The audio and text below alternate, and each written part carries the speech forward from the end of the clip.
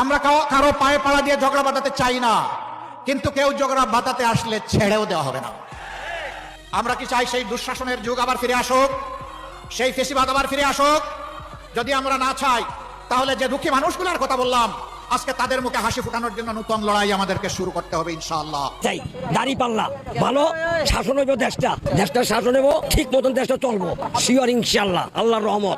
BNP তো কয়েকবার এসে দেখলাম, জাতিবাদী কয়েকবার এসে দেখলাম, তাহলে জামাত দরকার দাড়ি পাল্লা, এক কথাই পাক, আর কোনো কথাই নেই। চাঁদাবাজি তো করবো না, জামাত এলে সব ঠান্ডা হয়ে যাবো। বয়সে যত দল দেখলাম সব খাই পার্টি, কেউ নাই। তবে একটা কথা, এইবার আপনারা সবাই নতুন দলকে, আমার ড্রাইভারবাসীকে, দেশবাসীকে, সবাইকে, মিডিয়াকে বলতেছি, শুধু একটা নতুন মুখ দেখেন, জামাতে ইসলাম। একবার দেখেন, দেখে একবার সুযোগ দেন, দেখেন।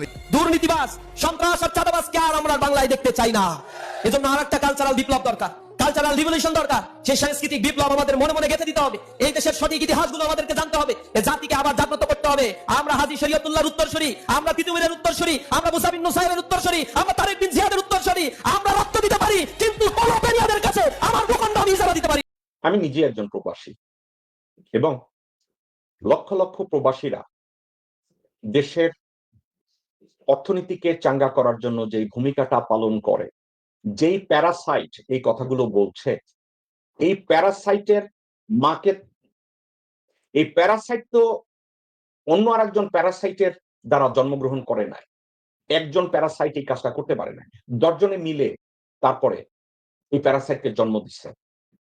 এখন এই প্যারাসাইট যদি বলে লক্ষ লক্ষ বাংলাদেশি ভাই ও বোনেরা বিদেশের মাটিতে মাথার ঘাম পায়ের তলা পর্যন্ত ফেলে বৈদেশিক মুদ্রা অর্জন করে বাংলাদেশের সেকেন্ড লার্জেস্ট ফরেন ইনকাম যেটা সিকিউর করে, তাদের স্ত্রীকে নাকি জামাতের আমিরদের কাছে ইজারা। যে বাংলাদেশটা দ্বিতীয়বার স্বাধীন হয়েছে, এই বাংলাদেশকে কিছুতেই ব্যর্থ হতে দেওয়া যাবে না।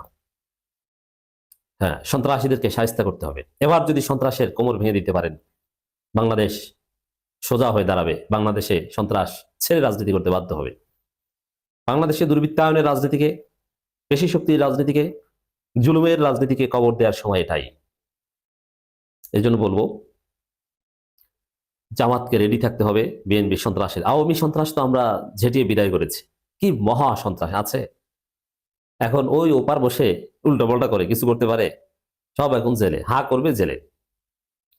এখন এবার বিএনপি সন্ত্রাস এবার যদি আমরা থামিয়ে দিতে পারি, আপনারা পারেন, তারপরে বাংলাদেশের রাজনীতি হবে ইউরোপ আমেরিকার মতো সভ্য। ভালো মানুষ, ভদ্র মানুষ রাজনীতি করবে, প্রতিযোগিতা থাকবে, একে অপরের বিরুদ্ধে কথা বলা থাকবে।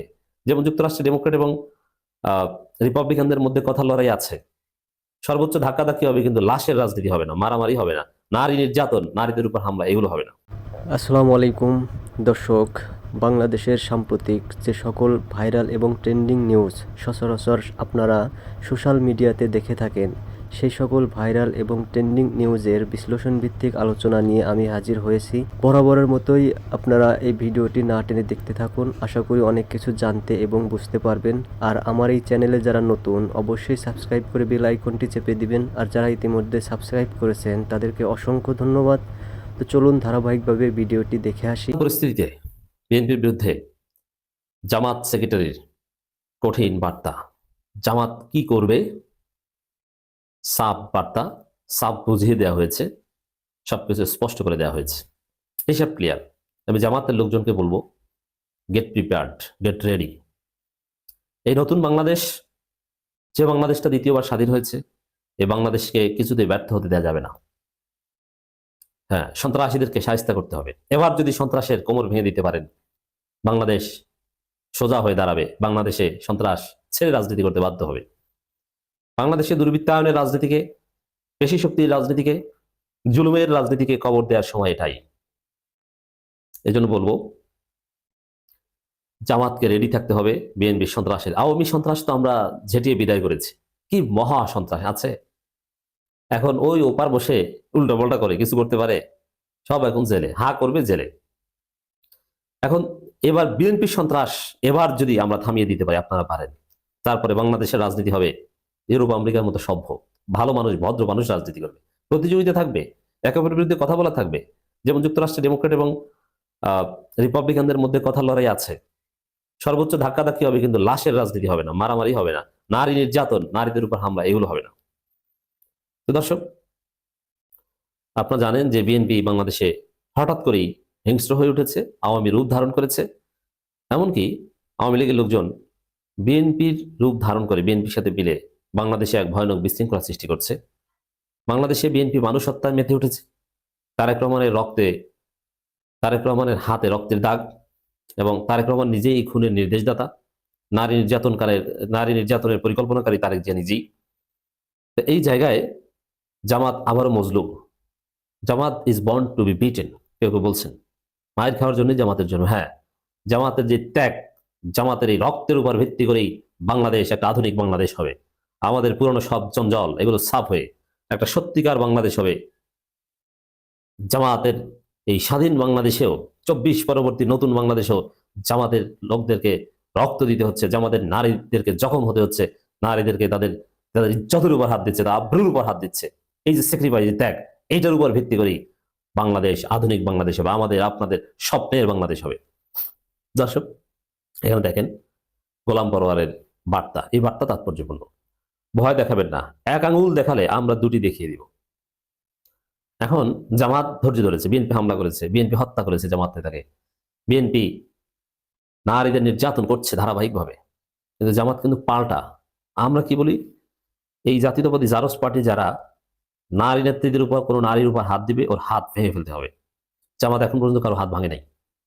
জামাত আইনের শাসনে বিশ্বাসী, তারা আইনের প্রতি শ্রদ্ধাশীল, তারা জনগণকে বলছে, জনগণকে বোঝাচ্ছে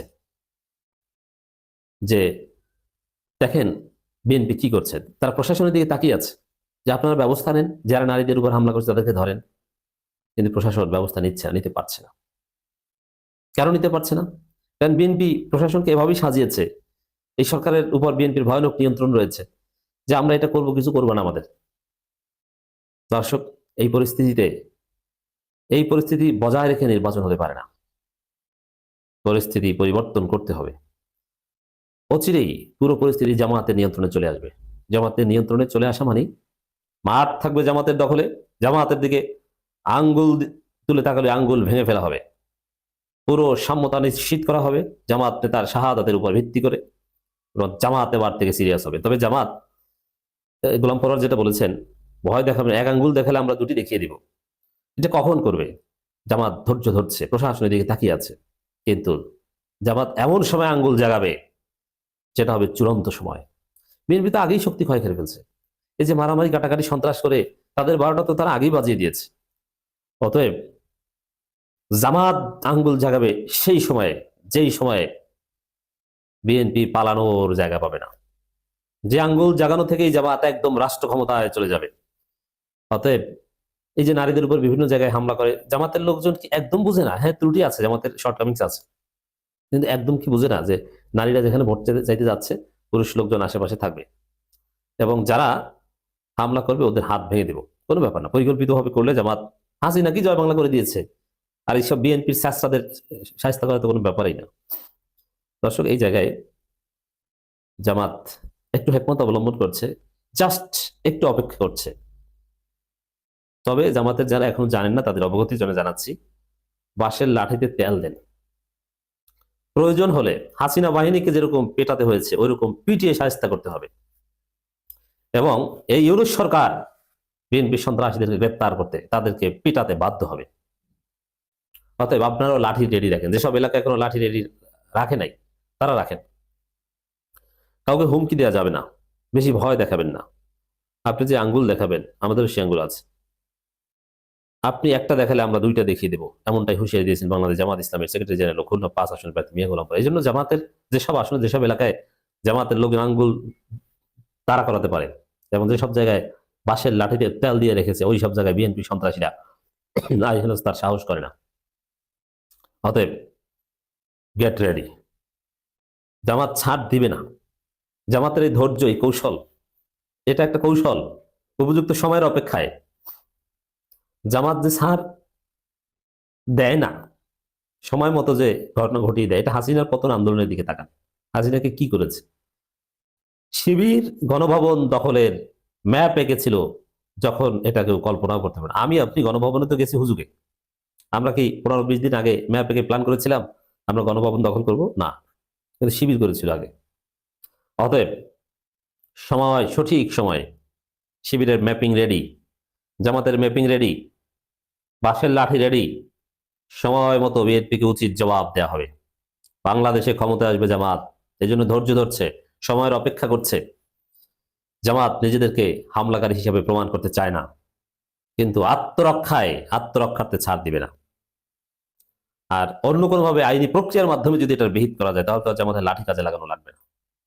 অতএব দর্শক, খেলা হবে। ধন্যবাদ সুপ্রিয় দর্শক, ভিডিওটি ভালো লাগলে অবশ্যই লাইক, শেয়ার, কমেন্ট দিয়ে আমাকে উৎসাহিত করবেন। আর বরাবরের মতোই আমার কমেন্ট অপশন খোলা রয়েছে, সেখানে গিয়ে আপনাদের মূল্যবান মতামতটি দিয়ে যাবেন। তো সকলেই ভালো থাকবেন, সুস্থ থাকবেন, দেখা হবে পরবর্তী ভিডিওতে। আল্লাহ হাফেজ।